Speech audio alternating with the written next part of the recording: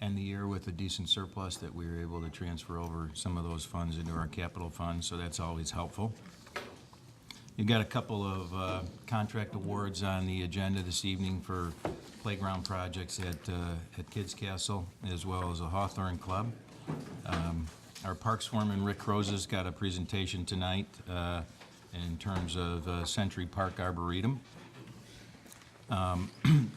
Still working. Rick has been kind of taking the lead on this project at Little Bear Lake with the flooding that we had back in July, and we filed a claim with the county for reimbursement on some of the limestone shoreline that was damaged. And so that process continues. We've had a couple of hearings that we've attended, me one, Rick a couple.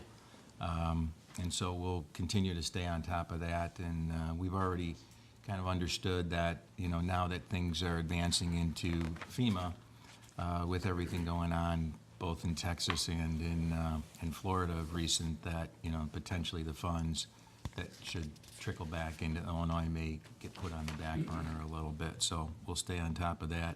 I want to thank the Parks Department for their efforts in helping with the Vernon Hills Soccer Club. They had their third annual Chicago Classic Cup over Labor Day weekend, 150 teams.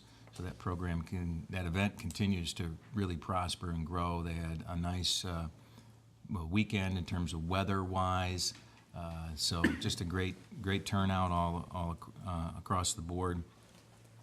I'll let probably President Dorhofer speak to a skunk update. And you can see he's got his little friend in front of him there that I provided for him. We've scheduled a special board meeting for Tuesday, October 10th, and this is just to align with the Hawthorne School District.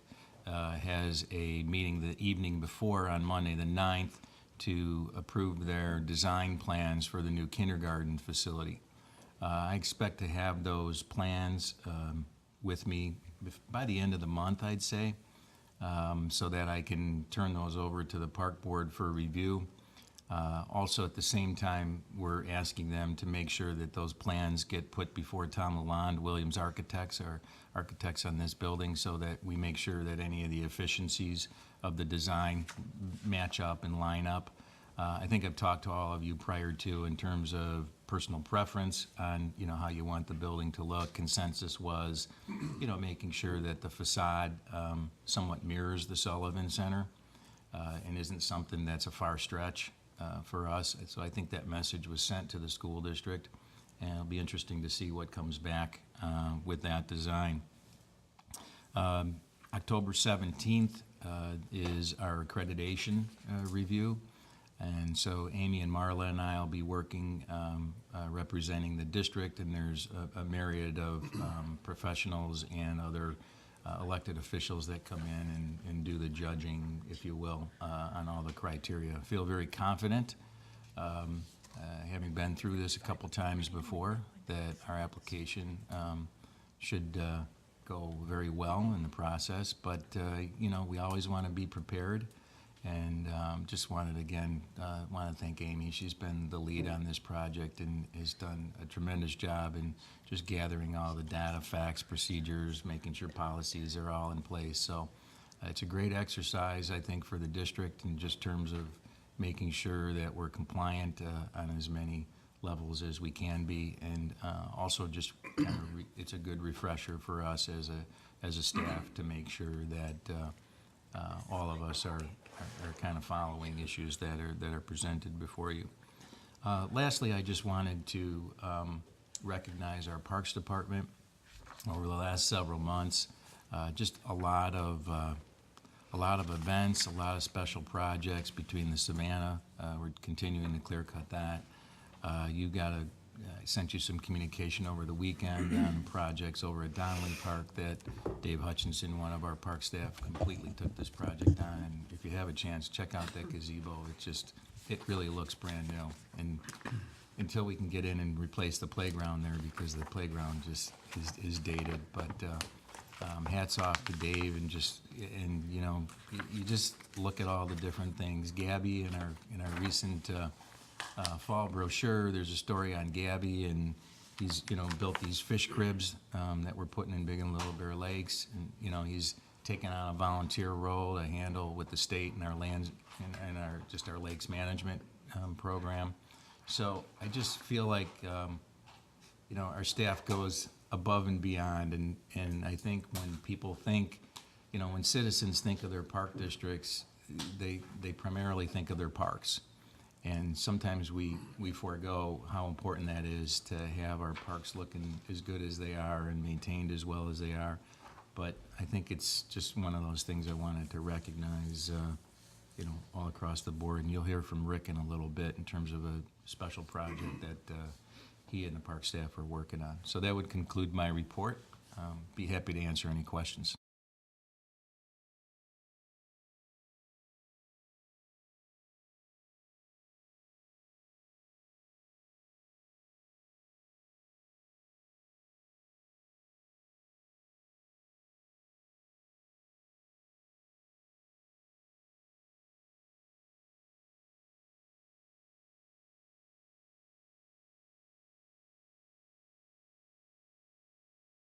City Tech, and their product has just gotten outdated, and there's been less participation, and this is very important to us to get information every year when we do budget and review our salary ranges. So we're hoping that this will be very helpful to us, and even better benefit, since we're already a member of the Management Association, we'll be able to participate at no cost. So we're looking forward to seeing the results of that for the first time in January of 2018. And then I just wanted to update you on the efforts of Jessica Mitchell, our community relations and risk manager. She continues to do a lot for our staff for wellness offerings. Just recently this summer, we've had a potluck salad bar. We just finished a Step It Up Challenge, which was done in coordination with Paderma's PATH program. So it was an internal staff competition, as well as something that we could earn points towards our wellness dollars with Paderma. And then coming up, there's going to be a Sleep Well Challenge and a Healthy Habits webinar. So we think that's just a very good mix for our employees to keep a focus on wellness. And I will leave all the exciting details of the audit to Dave, but we'll be able to answer any questions if needed.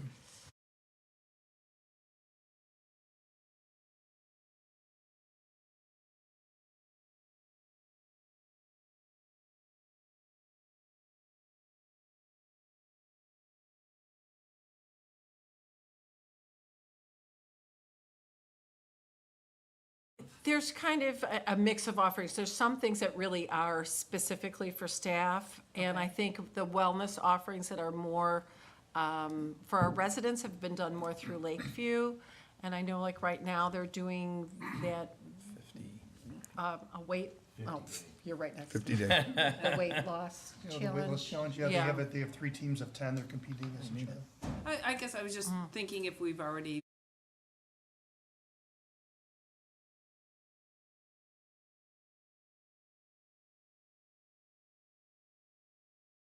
Necessarily not participating necessarily the whole in it. right, not Oh, the okay. participation, just the Maybe. Okay, I'll let Jessica know. okay.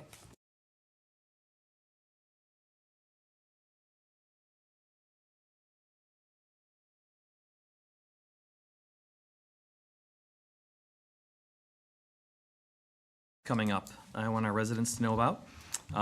Last year, our Trucks, Trunks, and Treats event, which is basically it's a trick-or-treating around vehicles. We have maintenance vehicles, emergency services vehicles, a whole variety of vehicles that we put in the Aquatic Center parking lot. We usually get about 400 to 500 people, and last year we were pushing 700, so the event continues to really blossom. So that will be taking place on Saturday, October 14th, from 11 to 1. It's a $3 admission, and this year, 2 little twists we're adding to the event. We're going to have a food truck this year for people to enjoy some good food.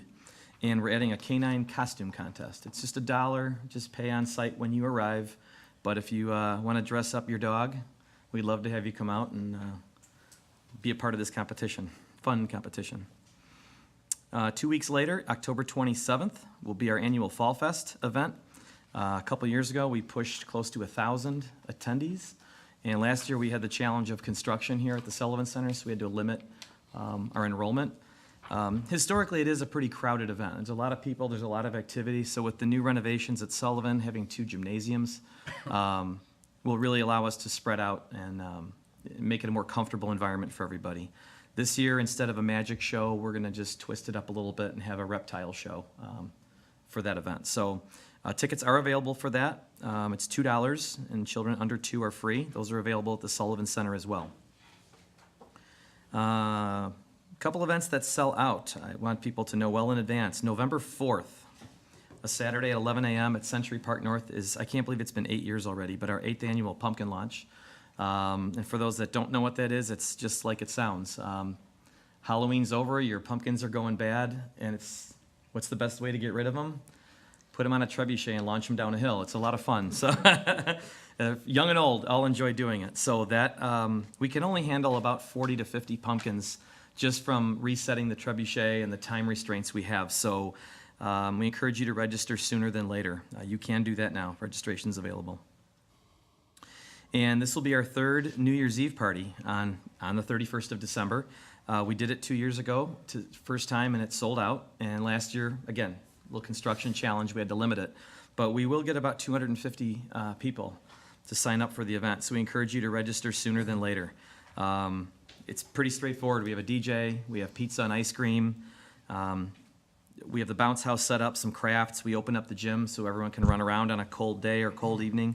And last year, in addition to our 6 o'clock countdown that we do, because this event is held from 4 to 6:30 on New Year's Eve, we added a balloon drop, and that was a very successful, very well-liked piece of the puzzle. Little kids really like seeing the hundreds of balloons falling from the ceiling. So again, register sooner than later. A couple other items. Our youth theater program I like to touch on every year. You know, theater can be hit or miss in park districts, getting it to go or not go. And 2 years ago, we started a theater program again. I think it was 2. And last year, we had about 25 kids, and now we have 32 kids, from preschool all the way up through grade 6.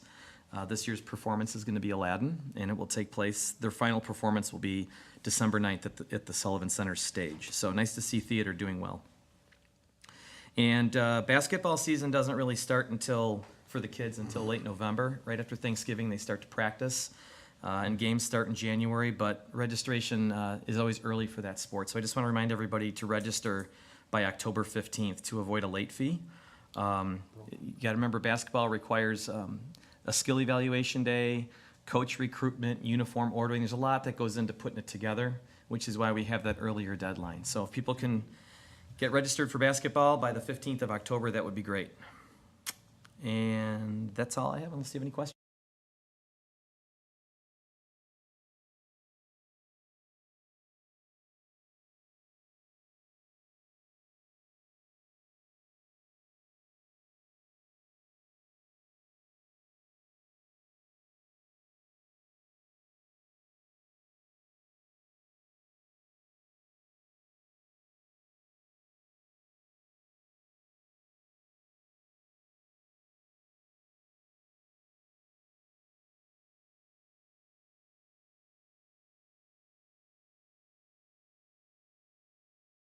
And English, and then our regular Park Pointers newsletter gets distributed to all of our Hawthorne Elementary Schools, grades K through 5. Social media is continuing to increase every month. We are doing some paid ads. When we do our paid ads, we can really market who we want to reach by demographics, by age, by interest. I mean, the list is endless, and those have proven to be very successful for us. We've also noticed on in the parks, not necessarily a program, just people fishing, people doing something fun with their permission. We get a lot of viewers really like to see that. So we're making an effort to get out in the parks in our programs and do some short videos and pictures just for that enjoyment of our followers. IPRA, our Communications and Marketing section, has begun a new series on seminars just for marketing to fitness centers, our district fitness centers. So we attended the first one, very informative. They're going to continue to offer them, and we hope to get some really good ideas and work with Mark and Marissa for our Lakeview Fitness Center. And just a short update to our website. We just changed the tab on the top. Instead of About Us, it's district information, just so people can maybe find things a little bit easier. We did add a sub-page for the park board, so your park board is on one page, and our meetings, agendas, and minutes is on another, depending on what people are looking for. So we're continuing to work on the website and just create a little bit easier. And that's it really for tonight, if you have any questions. Any questions?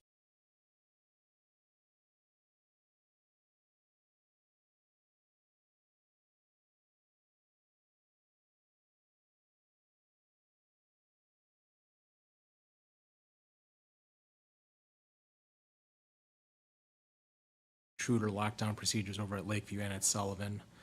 So he'll be just securing the preschool wings, or childcare wings in particular. The new offices at Lakeview are completed, and 3 staff now have offices, not just sharing cubicle spaces. The Family Aquatic Center, we've shut down and winterized the pumps in the pools. Although there's still some water in the pools, we're just seeing how far it goes down naturally if we have any really big leaks. As architect on closing out our permits for the Sullivan Center renovation. We still have some open ones with the village that we've had some questions about. And we're slowly but surely having the contractors complete all the punch list items and getting all of our documents and all of our ducks in a row before our final payment applications are in. Working with Little Tykes on replacing 1 of 2 of the playground structures over at Lakeview Childcare. We're looking to replace that the end of October, early November. Over our parks, for the general public, we are performing a bulk dry granular fertilizing at many of our athletic fields tomorrow and Thursday. We have posted signs today to warn people ahead of time, and we've told all of our affiliates and school districts. So everyone's fully aware. If there's any questions, please contact the Sullivan Community Center or Rick Croja, our parks foreman. The staff are working to level out Ball Field 1 over Deer Path, so they can be for general purposes. I know that the lacrosse tournament is very interested in adding an extra field, so that'd be very helpful in June. Rick Crozier and some of our park staff have finished some of the plantings around Sullivan Center. They plan to be finished by the end of the month in front of the boardroom to create a little barrier for preschool kids to play around in the grass without worrying about the drive. The fishing pier over at Century Park is currently being installed. They hope to be 90% complete by next Thursday. We're still working with the design on a railing system. Demolition for the Hawthorne Club playground is set to begin October 2nd. On that Monday, that 2nd, the construction fence will be erected, and the playground will be closed off. And the playground itself is scheduled to be delivered around October 12th or the 13th to the contractor if they are awarded tonight at this board meeting. And that is all for this evening. If there's any questions.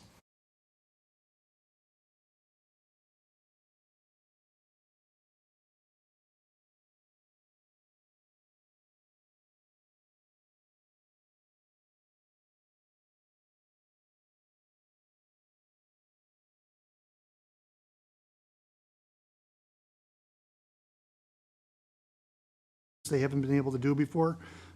We also have some members that like to work on the heavy bag, so it's just nice to have something that's a little bit different for our members to use. We have 2 promotions that are going on right now. We have a 50/50 promo. It's basically 50 visits for $50 that runs October 1st through December 31st. As of this afternoon, we'd sold 205 of them. 167 of them are to members. It's pretty much a member retention program, very similar to the one we had last year, the 100 for 100. So it engages the members and it rewards them for being members, and it's free for them to participate in. We've sold 38 to non-members, and I expect that number to go up quite a bit in the next 2 weeks because the social marketing that just started probably within the last week is targeted specifically at non-members. So I'm expecting those numbers to go up. We also been going on for about 3 weeks. We have 28 participants divided into 3 teams led by a personal trainer where they compete as teams against the other ones for valuable prizes and fitness. So they'll be rewarded at the end of that program. And happy to say Marissa is back from being gone on maternity leave for 3 months. So she's excited to be back, and we're happy to have her. And that's my report. Any questions for Mark?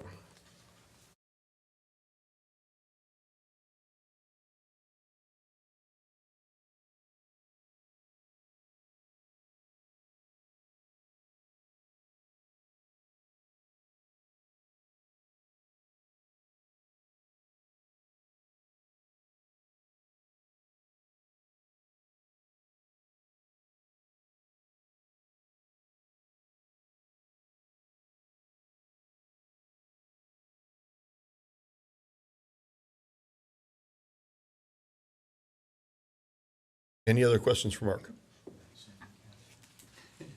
Next item on the agenda is Commissioner and Committee reports, communication.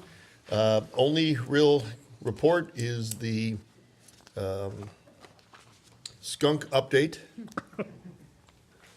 We have partnered with the village and the residents of the community. As most of you now know, we have a little bit of a skunk problem.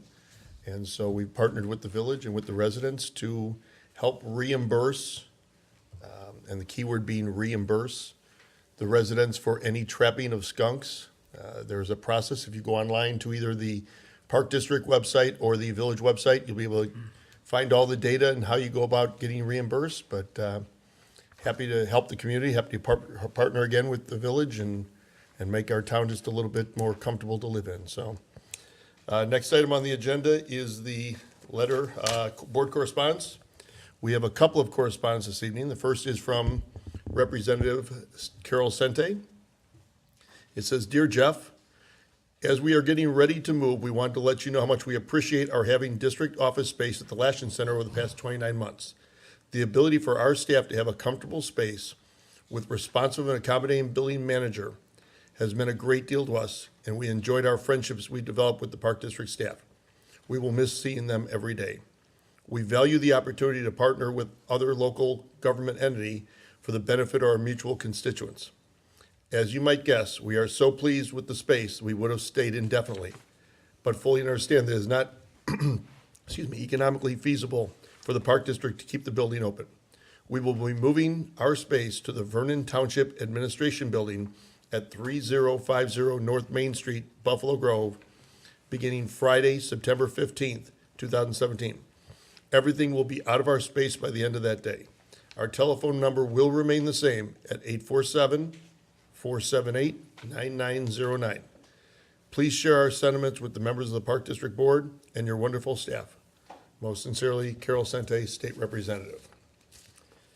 And the other board correspondence says, "Dear Mr. Fougeroux, the Lake County Clerk's Office would like to take this opportunity to thank you for the use of the Larry Lashin Center as a polling site in past elections.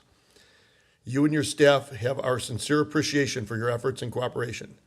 Now that the facility is being raised, we realize it is necessary to find an alternative site that is in the best interest of the voters. Beginning with the March 2018 primary election, the new polling location for individuals residing in precincts 254, 256, 258, and 259 will be relocated to the Vernon Hills Village Hall, 294 Evergreen Drive, Vernon Hills, Illinois. We will take several precautions to ensure that the voters know the correct place to vote on election day. We will mail reminders, including maps, and we will post additional vote here signs at the new location. Thank you again for helping us with this valuable service to your community. If you have any questions or need any assistance, please do not hesitate to contact us." So just a correction, Dave, the address of Village Hall is 290 Evergreen? 290 Evergreen? Not 290. 294 was Lashin. Yeah, 294 So was it the should be, Lashin it should be facility. 290 Evergreen for the new location. Location, It's the same parking lot, so just go to where you went and go to the building that's still standing. And that's from Carla Wyckoff, Lake County Clerk. So. Next item on the agenda is new unfinished business. We have none. New business. Could I invite Dave Canuti from the podium to make your presentation from Canuti and Associates? Thanks for having me. Thank you. Notes here. So I'll just run through the, few comments first, and I'll just point some highlights out in the audit report. Happy to take any questions along the way, so just jump in on me. Our auditors were very happy with all the work that the district did. All the records were in great order, as they normally are, which we really appreciate. Gives us a chance to, check things carefully. Our audit process basically is that we go through your accounting systems to see that they're designed properly. Then we do some internal control testing to see that those designed systems are in place and operating. And then the third step is for us to check account balances and look at documents. Systems were designed well. They have been in the past. There's really no reason to change them. And our control testing was excellent. Everything was right in order the way we expected to, which allowed us to roll into the third part of our audit and look at the numbers, which were also in great shape. As a result of that, we have our audit report in front of you. You'll see that, again, it's going to be submitted for the Certificate of Excellence in Financial Reporting to the Government Finance Officers Association, and we fully expect that you will get that award again this year. Starting on Roman numeral page 4 through, myself up here. 8 is the introduction, that talks about the report. It's a good document for, residents that are interested in looking at the financial statements. They get a really high overview of what's going on. Well written. And it rolls into page 1 of the report, which is our audit opinion. Our audit opinion is that you have is an unqualified opinion, which means that without any qualification, your financial reports represent the financial condition of the district, the results of its operations, in conformity with the auditing standards and accounting standards that we have to follow. So it's the best opinion you can get, means everything's done properly. Looking at some of the numbers themselves, if we jump to page 13 of the report, that's your statement of financial position. So you have two financial presentations. One is what we call the government-wide statement of financial position. It talks about all the resources of the entire district. Then the one that I'll talk about next is the fund financial statements, which is more on a budgeting basis, more of a liquidity basis. And you'll notice that you have a $23.7 million total net position, positive, in good shape. Primarily property, but also some, cash and other assets too, which is normal. On page 15, we break down the financial statements on a fund basis, and you'll see the bottom right number essentially is $3.3 million of fund balance rolling into next year. So you have a positive amount. It's an appropriate amount that will help us to continue to provide the offerings and take care of the property that you guys have. On page 17, talks about our results for the year. You'll notice that the about halfway down the page there's a line called excess deficiency of revenues over expenditures. And what it shows in your general and recreation funds is you have $166,000 and a $291,000 surplus. So we were able to, live within our means, which allowed you to transfer some monies over to the capital projects fund for, major work that you had going on there. From a fund balance standpoint, the corporate fund has about 5.4 months worth of reserve. The recreation fund is about 6.4. So those are right in line with kind of our recommendations, which is about 6 months of reserve. So you're doing a good job keeping your fund balances in line, doing what you need to do, but keeping enough behind for the future. On page 19 going forward is all of our accounting conventions. I'm not going to go through every single one of them, but I will just point out a couple. On page 29 is your cash policy. Everything's invested in safe and secure things in accordance with Illinois statutes. So no reason to think that we would, run into any kind of a loss as a result of, a bad investment or anything like that. Everything's safe. On page 38, and it goes for about 6 or 7 pages, there's a lot of disclosure now about pensions.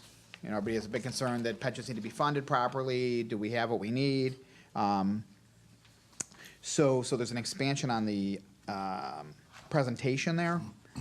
What's important to note, I guess, is on page 42, it shows what your pension liability is, which is $1.3 million. That's an actuarial calculation. And keep in mind, it's not what you have to pay now. It's a long-term commitment that you're gonna continue to pay year after year. But this little table shows the sensitivity, if investments do a little bit better or a little bit worse, where you would fluctuate from that number. Keeping in mind that at the beginning of the report, we still have enough reserves and fund balances to pay the pension liability that they're talking about right now. But, of course, we'll pay it as payments are due, which is on the next page, page 43. And it shows that we had required contributions for each of the last years, one for 278,000, the other for 269. We made the proper contribution, so you're right in line with all of your pension obligations and what you need to do. Over time, we'll see how the actuarial assumptions work out, but it shouldn't fluctuate too much and works right into your budget. On page 45, one last pension comment. Shows your trend over a couple of years. So again, if somebody's saying, well, how do we know what we're paying now is gonna take care of what we need in the future? This is the third year of the pension reporting standard, so now we have 3 years of history. And as time goes on, we'll present 10 years as they come along. But you'll see that last year was $1.5 million, this year's $1.3 million. You know, we're staying where we need to stay. The rest of the report breaks down budget comparisons. You know, it's the same kind of numbers we have in the front, but compares to budget. What I will say is on pages 46 and 47, the overall results compared to budget in the corporate fund were, you know, $14,000 surplus, and the rec fund, $19,000 deficit. So when you blend the two together, we're as close as you can get to a break even. So what that shows me is that you execute, you know, you pass the budget with some thought, and then you execute the budget. You know, I like to see somebody pretty close to the budget because that way it's a pretty meaningful number.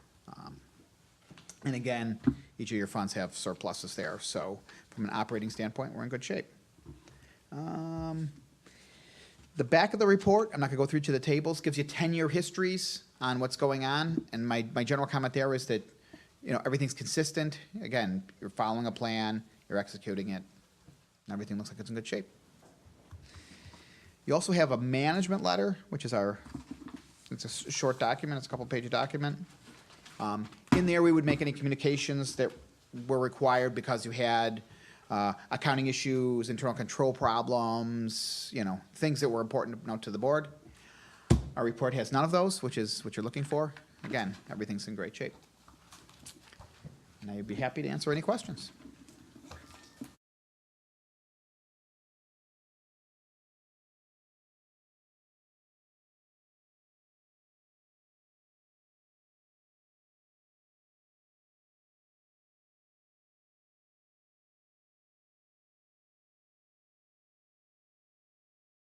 Appreciate your work. Appreciate it.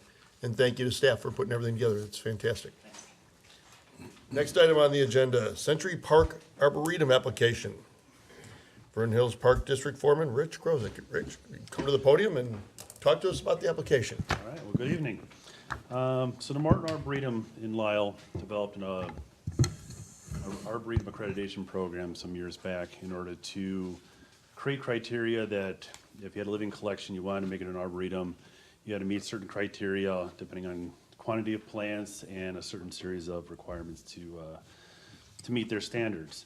And in an effort to basically allow internationally people to join this network for cross collaboration, sharing of information. And so I became aware of that a couple years prior to arriving at this agency. And in January of 2015, when I came to this agency, I took a quick drive around Century Park and quickly counted up 60-plus varieties and knew we hit level 1 easily. And level 1's a minimum of 25 varieties. Level 2 is 100. And we were a short shot to get to 100. So here we are a little over 2.5 years later, and we're around 115 varieties. So we've hit that mark. And through working with a research assistant over the summer, managed to pull the paperwork together and the requirements for the application. Last year, we hired Graph Tree Service to do a GIS inventory of our trees. That was one more requirement, was getting an inventory of the trees. We've been working on tagging the trees, and once those pieces all came together, we were ready to apply. And one of the last items was, one of the requirements is that this has to be an effort larger than one person so that the Arboretum carries on beyond my time here at this agency and brings me forth to you guys tonight. So, it's pretty exciting. It's an opportunity to give Century Park a new direction, an additional purpose, and allows us to have a chance to be the first agency or first park district in the state to have an accredited arboretum. There are cemeteries, there are parks in cities, there's some villages, there's obviously Morton Arboretum, Chicago Botanic Garden, and some other private gardens, but no park districts have yet. I've heard of 2 others who were working on getting theirs, but they're not in yet. So with your approval tonight to move forward with it, within about 4 weeks, we will know whether they approve our accreditation, and we'll be the first ones. I can go further into the process, but the application was the easy part. It was the collections policy and really the management plan for the Arboretum was the most time-consuming parts. So now those pieces are into place. I don't know if you had a chance to actually read through it or not, but I can answer any questions you would have at this time. Any questions? Do we just need to say yes? Census after we're done with. Okey-dokey. Hmm? I said okey dokey. I have no questions. Spoiler alert. I have no questions. What does this get us? It basically gives us, Why do it? I guess that's my, why do it? It's a great little thing, but from a resident's perspective, is there a cost involved? What's the benefit? What's the upside? The upside is we stand as a prime example of a very diversified urban forest leading basically northern Illinois in light of our recent loss of our ash trees and having lived through Dutch elm, didn't learn our lesson, living through emerald ash borer, starting to learn our lesson. We stand as a prime example for what can be grown here. Leading as an example for other park districts, other towns, and for colleges to come to see what can be grown this far north in northern Illinois. It's a testing ground for new hybrids that are coming out. It's testing of varieties that grow farther south, and as our growth, not growth, but our hardiness zones are slowly creeping northward, it gives us a chance to test varieties that are normally not found up here and plant them up here where people up here don't typically see persimmon trees, which grow in southern Illinois. They don't see common pawpaw trees, which grow in southern Illinois and central Illinois.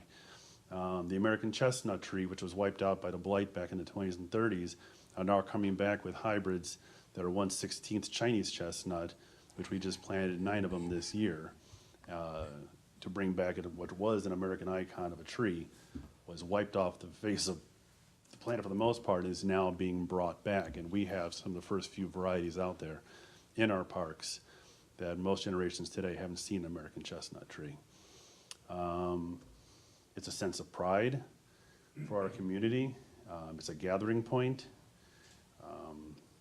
It's unique in that we are also one of the farthest north arboretums, accredited arboretums. We would be the farthest north accredited arboretum in the state.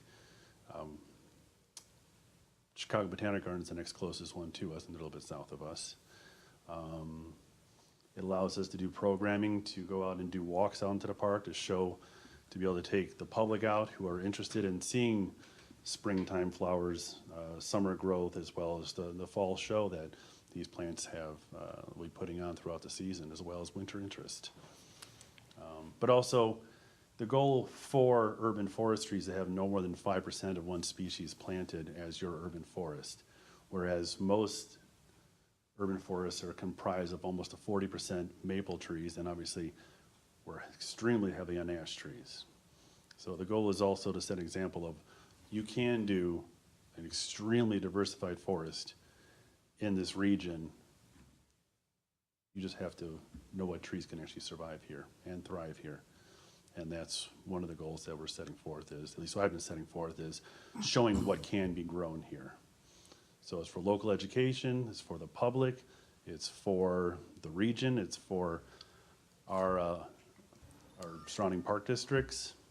I share my planting list with other park districts, other superintendents, in the springtime, because a lot of them don't know what can be truly be planted up here.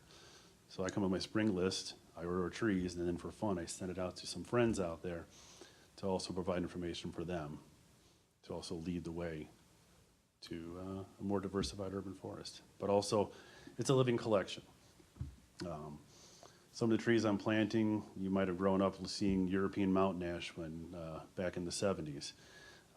They had great summer fruits, spring blooms, great fall color.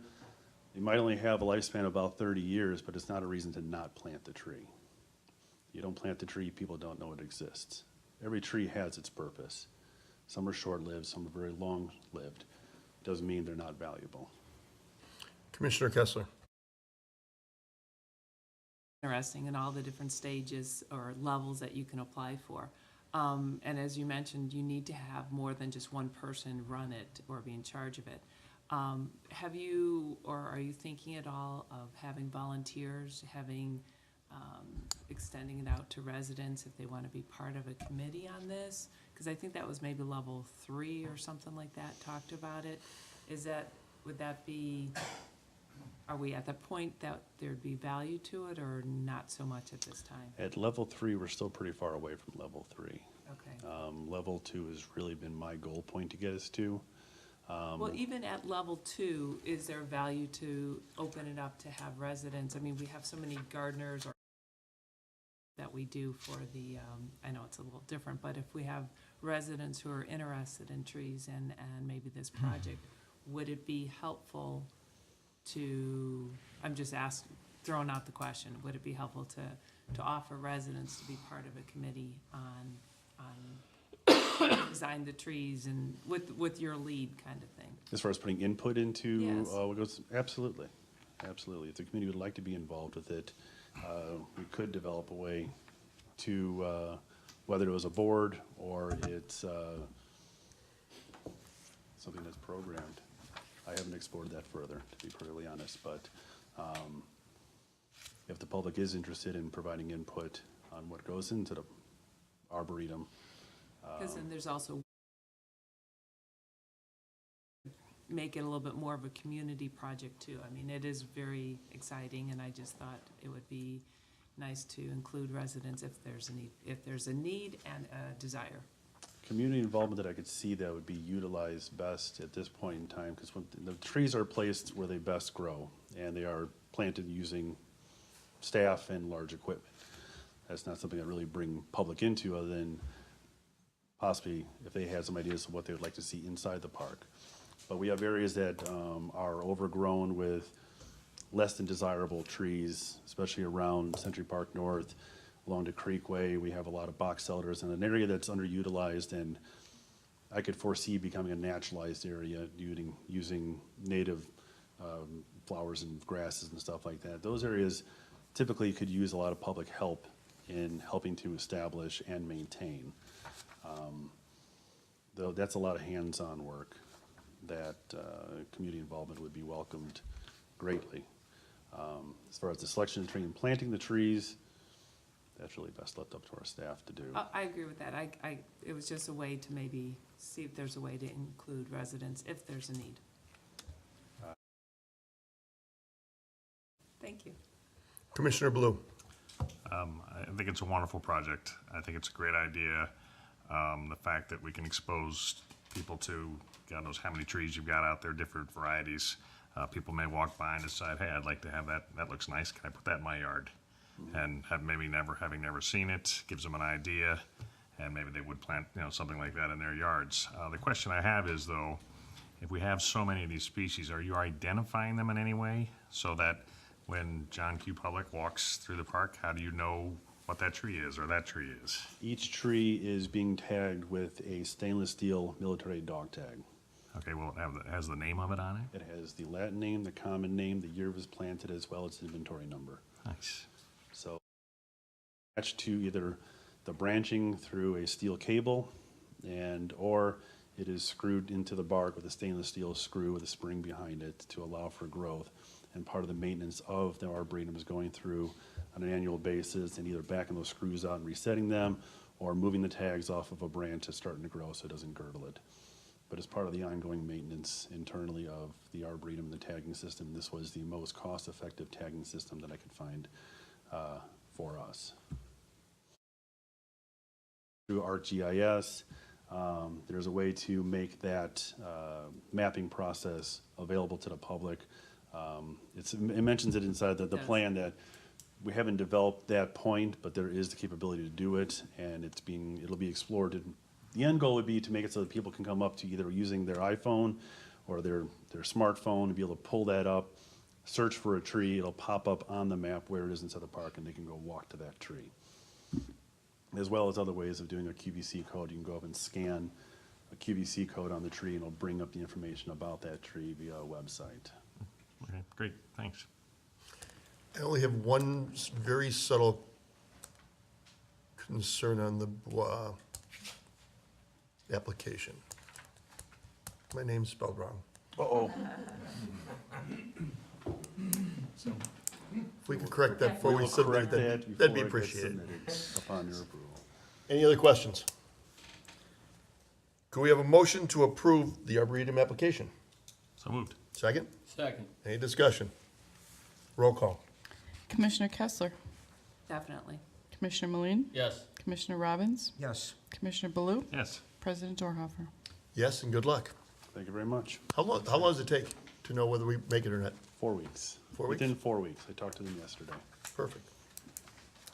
Next item on the agenda is the Kids Castle Playground Dragon Installation Contract Award. Could I have a motion to award Elner Construction Company of Chicago, Illinois, the Kids Castle Playground Dragon Installation Contract in the amount of $72,818?